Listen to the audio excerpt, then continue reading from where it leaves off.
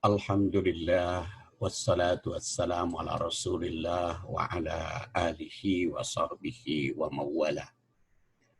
Kaum muslimin rahimakumullah dan adik-adik mahasiswa semester 3 Fakultas Tarbiyah dan Keguruan Unisba, kita bertemu kembali dalam kajian hadis pernikahan dan rumah tangga. Dan yang saya kaji itu buku utamanya adalah Permata Hadis yang saya susun, Permata Hadis Pernikahan dan Rumah Tangga. Dan saat ini kita akan membahas hadis yang pertama, bagian A. Jadi hadis pertama itu dikaji beberapa kali, ya. Kita baca dulu hadisnya. Haddasana Umar bin Hafs bin Riyas, haddasana Abi, haddasana Al-A'mas, qala haddasani Umaroh an Abdurrahman bin Yazid, qala dakhaltu ma'a Al-Qamah wal Aswad ala Abdillah, faqala Abdullah, kunna ma'an Nabi sallallahu alaihi wasallam syababan la najidu syai'an. Faqala lana Rasulullah sallallahu alaihi wasallam, ya ma'syarus syabab, man istata'al ba'ata falyatazawwaj, fa innahu aghaddu lil basari wa ahsanu lil farj, wa man lam yastati' fa alaihi bisawmi fa innahu lahu wijaun. Hadis ini diriwayatkan oleh Imam Al-Bukhari yang lahir tahun 154 Hijriah dan wafat 256. Dan kebetulan Imam Bukhari lahirnya pada Idul Fitri 194, wafatnya juga pada malam Idul Fitri 256. Dan beliau, Imam Bukhari itu menerima hadis dari Umar bin Hafs. Dan Umar bin Hafs bin Giyas itu menerima hadis dari bapaknya, yaitu Hafs bin Giyas, yang mengatakan haddasanal A'mash. Dan dia mengatakan haddasani Umaroh telah menyampaikan hadis padaku. An Abdurrahman bin Yazid, dari Abdurrahman bin Yazid. Nanti riwayatnya akan kita bahas dalam subjudul sanad hadis. Qala, dia mengatakan dakhaltu ma'a Al-Qamah wal Aswad, aku masuk bersama Al-Qamah dan Aswad ala Abdullah, ke Abdullah. Siapa Abdullah? Tentu saja kalau tidak pakai nama ayah, ini maksudnya Abdullah bin Mas'ud. Faqala, kata Abdullah, kunna ma'an Nabi sallallahu alaihi wasallam, kami berada bersama Nabi sallallahu alaihi wasallam syababan, sebagai pemuda. La najidu syai'an, kami tidak mendapatkan sesuatu atau tidak memiliki sesuatu.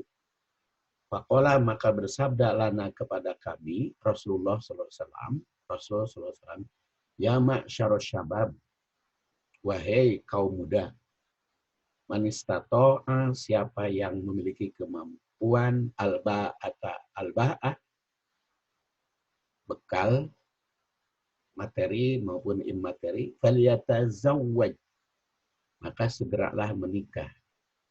Fa innahu aghaddu lil basar, karena nikah itu bisa menaklukkan pandangan, menekurkan pandangan. Wa ahsanu lil farji, dan menjaga kesucian farji. Wa man lam yastati, barang siapa yang tidak memiliki kemampuan, fa alaihi, maka hendaklah bisaum, untuk saum. Fa innahu lahu wija, karena saum itu jadi perisai. Itu Imam Bukhari meriwayatkan hadis. Dia katakan telah menyampaikan kepada Imam Bukhari, jadi artinya Imam Bukhari itu menerima hadis dari gurunya. Dan gurunya dari gurunya lagi ya. Karena kan Sahih Bukhari itu termasuk al-masadir al-asliyah, kitab hadis yang asli, kitab hadis yang primer. Jadi yang dia susun, Imam Bukhari itu menyusun Sahih Bukhari, hadis-hadis yang diterima langsung dari guru beliau dan gurunya dari guru. Dan Umar bin Hafs bin Giyas ini sebagai tabi'at atba, dan Imam Bukhari itu dijuluki Amirul Mukminin fil hadis, Amirul Mukminin dalam hadis, yang telah menyampaikan hadis pada kami, kata beliau, Umar bin Hafs bin Giyas. Umar adalah seorang tabi'il atba, at-tabi'in. Jadi ini sebagai generasi keempat, ya. Kan generasi pertama itu sahabat, kedua tabi'in, ketiga atba tabi'in, dan keempat tabi al-atba. Tapi beliau termasuk senior. Julukannya Abu Hafs. Jadi bapaknya Hafs, Umar itu, dan anaknya juga Hafs. Kadang-kadang kan orang sana kalau memberi nama anak itu diambil nama kakek. Nama kakeknya itu dipakai nama anak. Makanya Abu Hafs bin Hafs. Beliau hidup di Kufah dan wafat tahun 222 Hijriah. Jadi bertemu dengan Imam Bukhari. Karena Imam Bukhari kan wafatnya tahun 256. Dan ini Abu Hafs atau Umar bin Hafs wafat tahun 222 Hijriah. Dan Al-Bukhari meriwayatkan hadis dari Abu Hafs atau Umar bin Hafs ini sebanyak 89 hadis.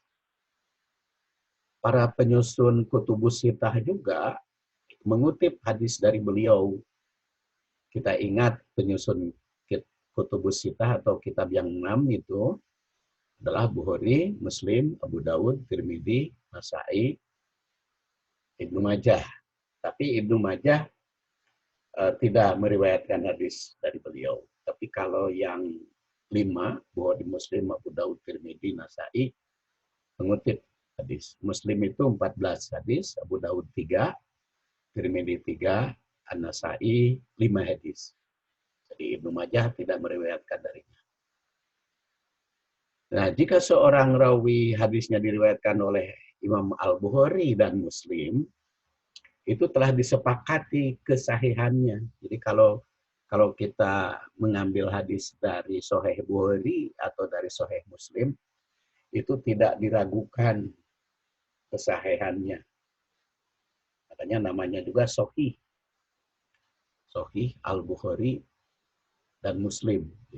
Hadis yang tidak diragukan lagi oleh para ulama muhadis.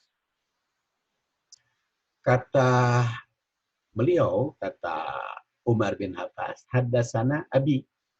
Ayahku sudah menyampaikan hadis. Jadi Hafs itu yang menjadi guru Umar. Jadi Umar bin Abi Hafs itu gurunya Hafs sebagai ayahnya. Beliau juga seorang atba tabi'in, level pertengahan, yang dijuluki Abu Umar. Karena namanya kan anaknya Umar, jadi dia punya julukan Abu Umar. Hidupnya di Kufah, wafat tahun 194 Hijriah. Bertepatan dengan lahir Imam Bukhari. Nah, Bapak Umar itu meninggal. Maka Imam Bukhari bertemu dengan putranya. Oleh karena itu, Al-Bukhari menerima hadis dari anaknya yang bernama Umar. Melalui jalur ini, hadisnya cukup banyak yang diriwayatkan oleh Bukhari. Sampai 94 hadis. Dan Imam Kutubus Sittah lainnya juga Muslim 69 hadis, Abu Daud 28, Tirmidzi 26, Nasa'i 23, dan Ibnu Majah sebanyak 34 hadis. Haddasana Al-A'mas. Al-A'mas menyampaikan hadis pada kami. Kata Hafiz itu. Beliau bernama Sulaiman bin Mihran Al-A'mas yang dijuluki Abu Muhammad. Sebagai tabi'in dan hidupnya di Kufah, wafat tahun 147 Hijriah. Hadis melalui jalur Al-A'mas diriwayatkan oleh Bukhari sebanyak 377 hadis. Cukup banyak. Kemudian para penyusun kutubus sittah seperti Muslim riwayatkan 329, Abu Daud 183, At-Tirmidzi 221, An-Nasa'i 223, Ibnu Majah 260, dan juga Imam Ahmad. Di luar kutubus sittah kan, Imam Ahmad masuk kepada kelompok kutubut tisah, kitab 9.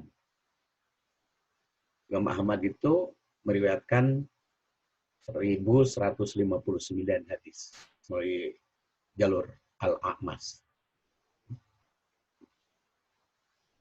Qala haddatsani Umarah. Dia berkata, Umarah telah menyampaikan hadis padaku. Beliau sebagai tabi'in yang hidup di Kufah, wafat tahun 82 Hijriah. Jadi tahun 82 tabi'in, dan sebelum Anas bin Malik itu tahun 93. Hadis yang diriwayatkan Al-Bukhari melalui jalur beliau 9 hadis. Dan semua penyusun kitab Kutubus Sittah meriwayatkan hadis dari beliau. Yang paling banyak adalah An-Nasa'i, berjumlah 22 hadis. An Abdurrahman bin Yazid. Beliau menerima hadis dari Abdurrahman bin Yazid. Beliau bernama Abu Bakar. Abdurrahman bin Yazid bin Qais. Sebagai tabi'in pertengahan, hidup di Kufah, wafat tahun 83 Hijriah. Al-Bukhari meriwayatkan hadis jalur beliau sebanyak 18, dan semua penyusun kitab Kutubus Sittah meriwayatkan hadis. Muslim meriwayatkan 22, Abu Daud 8, Tirmidzi 13, Nasa'i 20, dan Ibnu Majah meriwayatkan 8 hadis. Dia yang mengatakan qala dakhaltu ma'a Alqamah wal Aswad ala Abdillah. Dia mengatakan, aku bersama Alqamah dan Aswad datang kepada Abdullah bin Mas'ud. Jadi mereka bertiga menghadap Ibnu Mas'ud. Dan menerimalah penjelasan hadis ini. Faqala Abdullah, ya, telah disepakati oleh muhadis bahwa nama Abdullah bila tidak mencantumkan nama ayah itu Abdullah bin Mas'ud. Jadi kita harus mengerti kalau di dalam hadis An Abdillah tanpa nama ayah itu Abdullah bin Mas'ud. Kan Abdullah itu cukup banyak, ada Abdullah bin Abbas, ada Abdullah bin Umar, ada Abdullah bin Amr bin As, ada Abdullah bin Amr bin Abu Waqqas, ada juga Abdullah bin Abu Quhafah, kan? Itu Abu Bakar. Itu juga namanya Abdullah bin Abi Quhafah. Dan itu mereka rata-rata menggunakan nama ayah, kecuali Ibnu Mas'ud.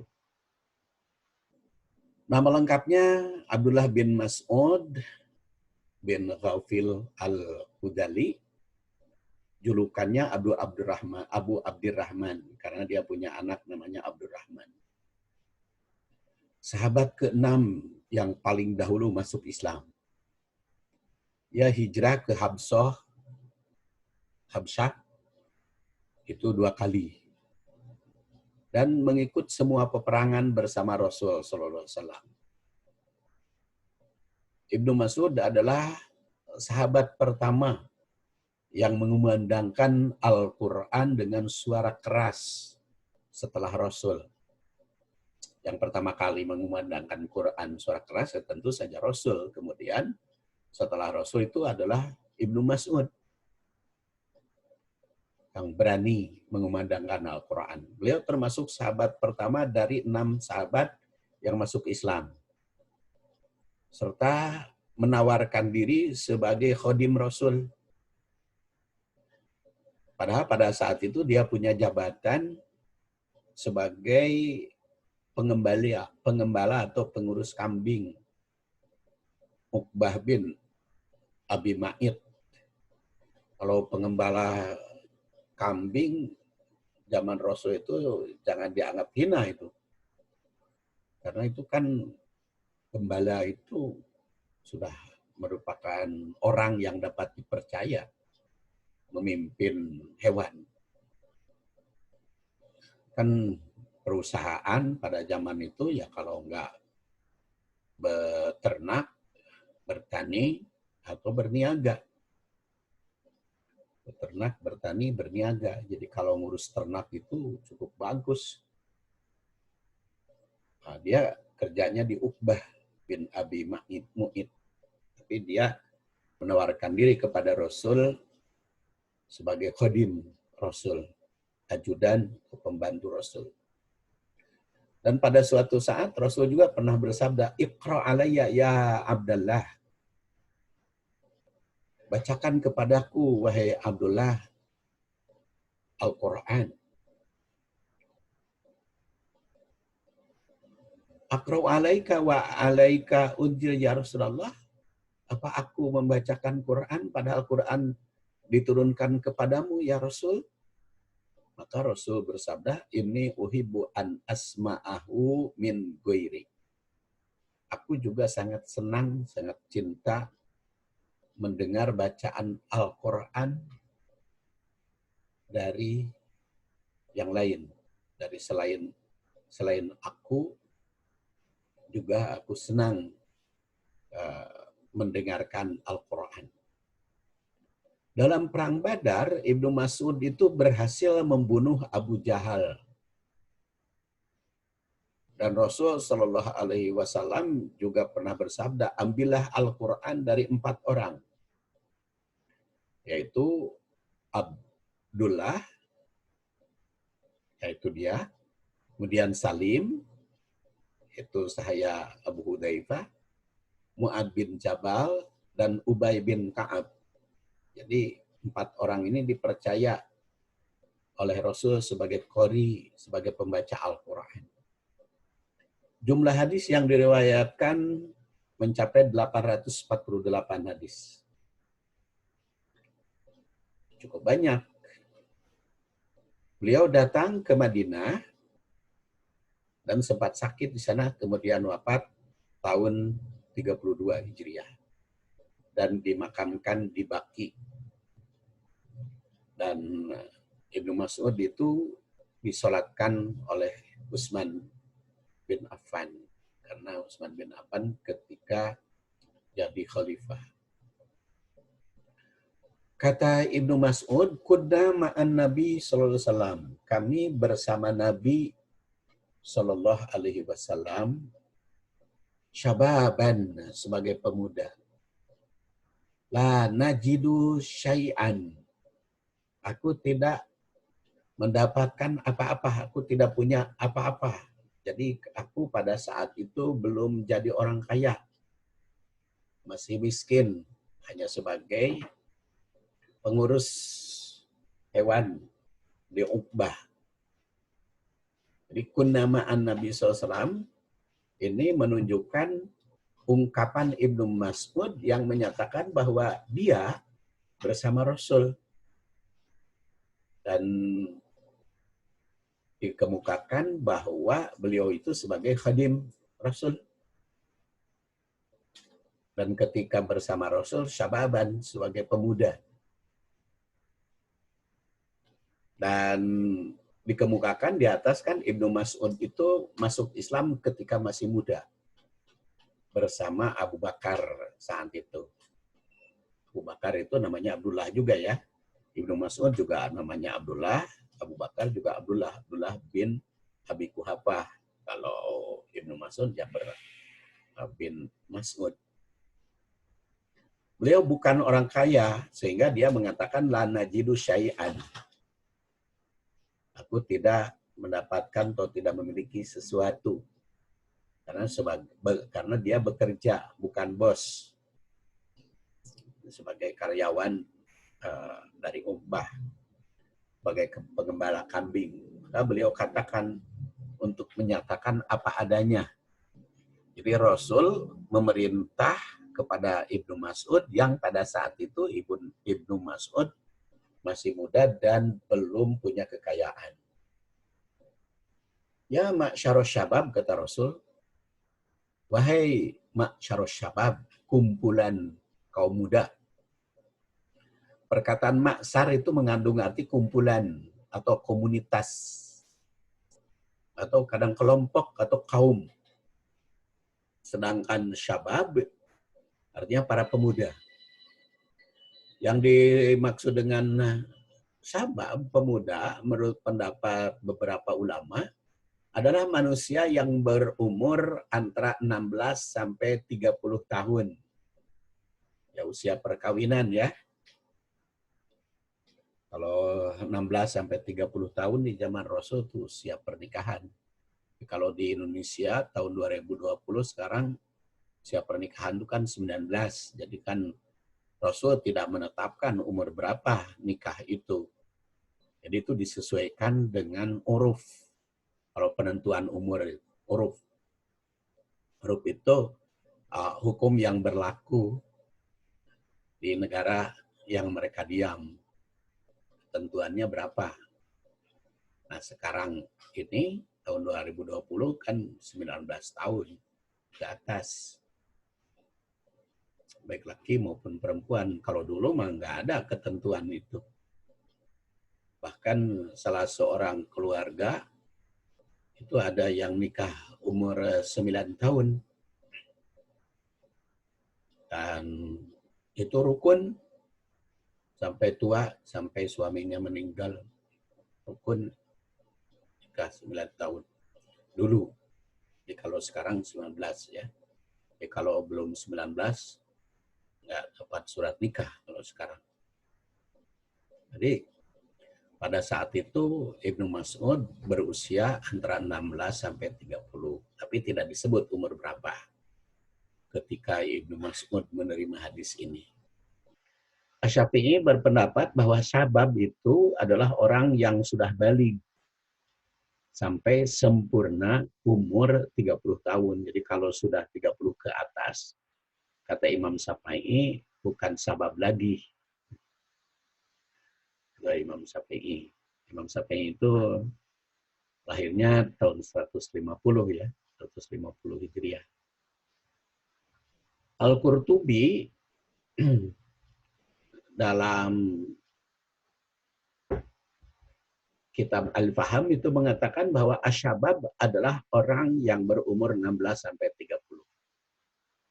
Dan untuk umur 30 ke atas, kata Al-Qurtubi, itu namanya Al-Kahal atau Al-Kahal. Menurut pendapat Az-Zamakhsyari, asyabab adalah orang yang telah baligh dan mencapai umur 20 sampai 30. Dalam kitab Al-Jawahir, Ibnu Sa'ad Al-Maliki itu mengatakan bahwa batas umur pemuda syabab adalah 40. Sedangkan kata An-Nawawi, sabab itu bukan hanya orang baligh sampai umur 30 tahun, tapi juga hingga mencapai 40. Ya, kenapa berbeda-beda di kalangan ulama? Ya, seperti tadi saya katakan, tergantung kepada situasi dan kondisi mereka hidup. Dan tergantung mereka di mana. Kalau Al-Qurtubi kan orang Cordoba. Kalau berpendapat 16 sampai 30, mungkin hukum di situ, Cordoba. Beda dengan An-Nawawi, orang Nawa. Nah, as-sabab itu, kata beliau, bukan hanya balik sampai umur 30, tetapi sampai 40. Itu mencapai sabab. Dan di atas 40, maka dipanggil syekh. Jadi kalau kita manggil orang Arab, kalau di bawah 40, jangan ya syekh, tapi ya sabab. Tapi kalau di atas 40, boleh manggil ya syekh. Yang di atas 40. Kemudian manis tato al-ba'ah. Man, barang siapa istato'a, memiliki kemampuan al-ba'ah, ba'ah.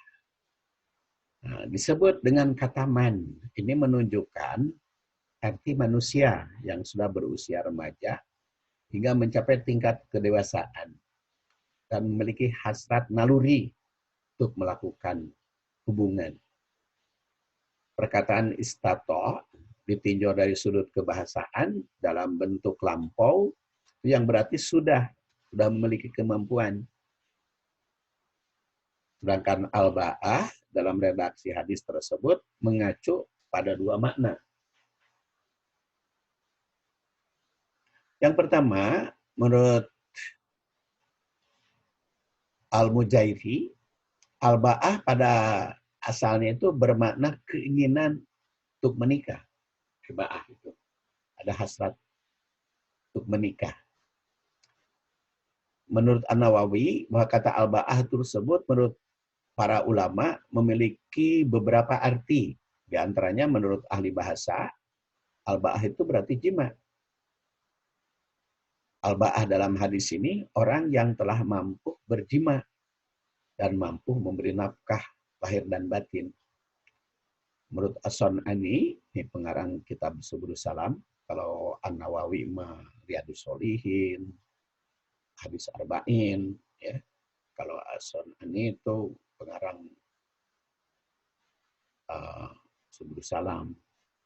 Al-ba'ah dalam redaksi hadis ini mencakup dua hal. Pertama, mampu melakukan hubungan suami istri secara normal, karena salah satu tujuan pernikahan adalah untuk melestarikan keturunan dan meneruskan sejarah hidup manusia.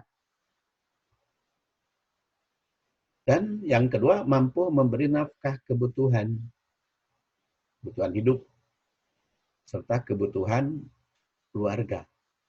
Yang dimaksud dengan mampu memberi nafkah di sini adalah dapat melakukan usaha untuk mendapatkan maisha secara halal dengan daya dan upaya sendiri. Jadi bukan memiliki nafkah yang banyak, tapi mampu mencari nafkah. Seperti tadi Ibnu Mas'ud juga kan sedang tidak mendapatkan apa-apa, sedang tidak punya harta, tapi diperintah oleh Rasul untuk menikah. Jadi bukan harus sudah memiliki apakah, tapi siap mencari nafkah.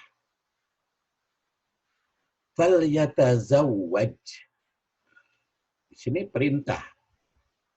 Jadi biasanya perintah kepada yang man disebut tadi. Kalimat fal yatazawwaj berfungsi perintah, maka maknanya hendaklah dia menikah. Redaksi ini menunjukkan perintah untuk menikah yang sekaligus disertai dengan hukum nikah. Sesuai dengan indikasi serta situasi dan kondisi yang dimiliki oleh seorang pemuda, asyabab. Makanya tadi kan sabab itu memiliki kemampuan bukan hanya materi, tapi ada keinginan, ada kebutuhan. Kita tidak bisa maksa-maksa anak kalau yang belum berminat. Tidak usah bingung-bingung kalau anak kita belum berminat. Masa harus dipaksa? Karena menikah itu ya harus istitoah, alba'ah. Jadi dirinya siap dan dirinya mampu, merasa mampu. Dihitob dalam hadis ini kan syabab. Apabila tinjau dari sudut pandang fikih, hukum pernikahan itu bisa bermacam-macam sesuai dengan situasi dan keberadaannya seseorang. Kan kalau fikih itu kan dikenal dengan ahkamul khamsah, hukum yang 5 ya, 5 macam hukum. Jadi kalau ditinjau dari sudut fikih mah pasti hukum nanti pada 5, yaitu haram, wajib, makruh, mubah, dan sunat.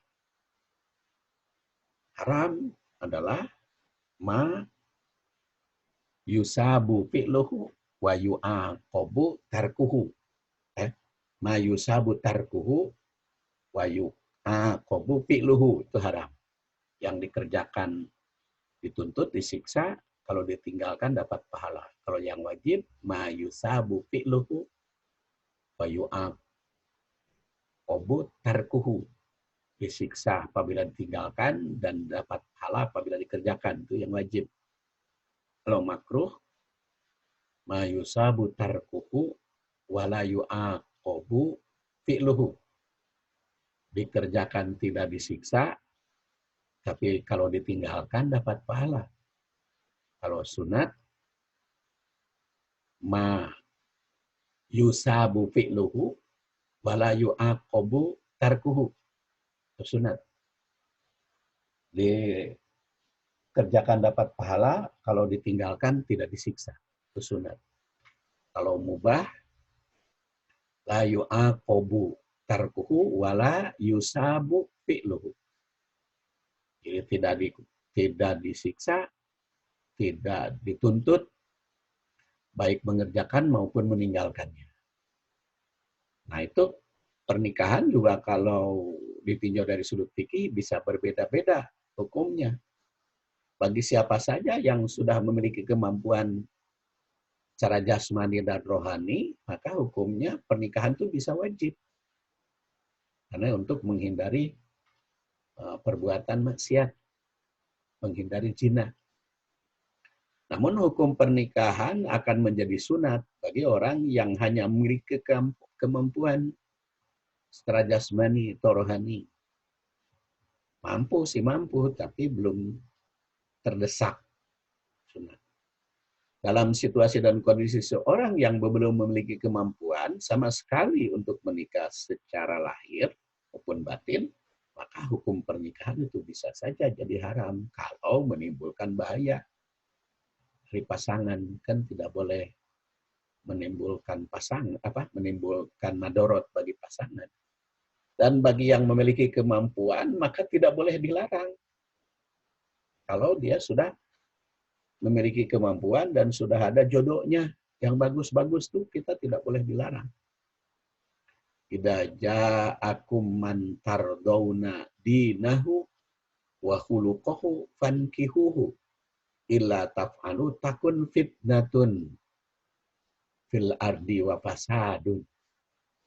Apabila datang kepadamu orang yang kamu ridhoi agama dan akhlaknya, segera nikahkan, jangan dihalang-halangi.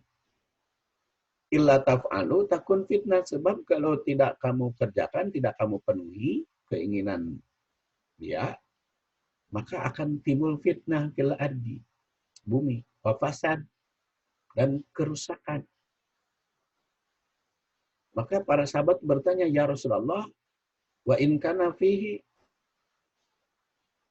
qala idza ja'akum man tardawna dinahu wa khuluquhu fankihuhu salasa marrat.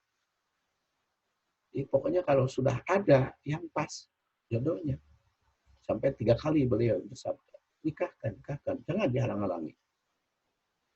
Hadis ini dengan tegas memerintah agar mempermudah pernikahan bagi yang sudah memiliki kemampuan. Bahkan di situ terletak ancaman yang menyulitkan, yang memberikan kesulitan pada pernikahan. Karena bakal menimbulkan fitnah dan kerusakan. Hal ini telah terbukti dampak negatif dari sulitnya menikah. Tapi kita bersambung ya pada bagian B. Jadi saya anggap cukup dulu hadis pertama bagian bagian A di sini. Insyaallah bersambung ke bagian B. Subhanakallahumma wa bihamdik asyhadu an la ilaha illa anta astaghfiruka wa atubu ilaik. Wassalamualaikum